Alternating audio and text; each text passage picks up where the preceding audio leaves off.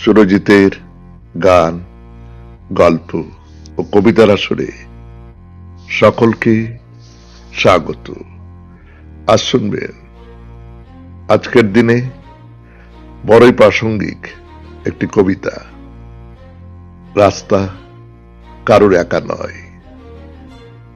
কলমে কবি বীরেন্দ্র চট্টোপাধ্যায়।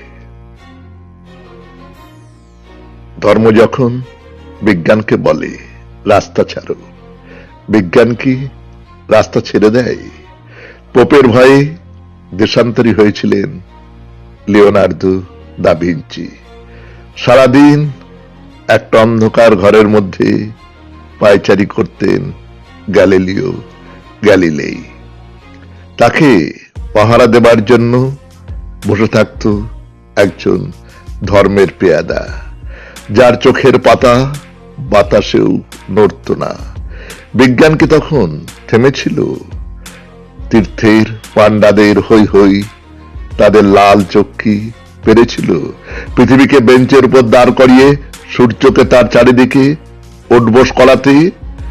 ধর্ম যতদিন দুঃখী মানুষকে বেঁচে থাকার সাহস দেয়, ততদিন রাস্তা নিয়ে কারো সঙ্গে তার ঝগড়া থাকে না।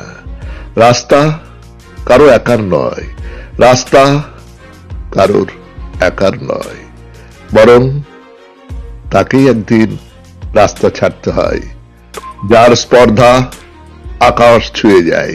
বিজ্ঞান যখন প্রেমের গান ভুলে ভাড়াটে জল্লাদের পোশাক গায়ে চাপায়, আর রাজনীতির বাদশারা পয়সা দিয়ে তার ইজ্জত কিনে নেয়, আর তার গলা থেকেও ধর্মের সাড়েদের মতোই কর্কশ আদেশ শোনা যায়, রাস্তা ছাড়ো, নইলে পৃথিবীর কালো সাদা হলুদ মানুষের গান, তাদের স্বপ্ন এক মুহূর্ত সেই চিৎকার শুনে থমকে তাকায়। তারপর যার যেদিকে রাস্তা সেদিকে মুখ করেই তারা সামনে, আরো সামনের দিকে এগিয়ে যায়। কেউ কারোকে রাস্তা ছেড়ে দেয় না। যতদিন এই পৃথিবীতে গান থাকে, গানের মানুষ থাকি, স্বপ্ন থাকি।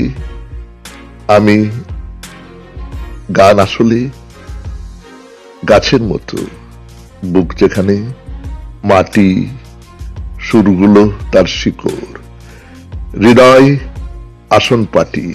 এ জীবনের সুরটুকু সেই শিকড় দিয়ে ছুলে গাছ হয়ে যায়। নমস্কার, শুনলেন কবিতা রাস্তা কারো একার নয়।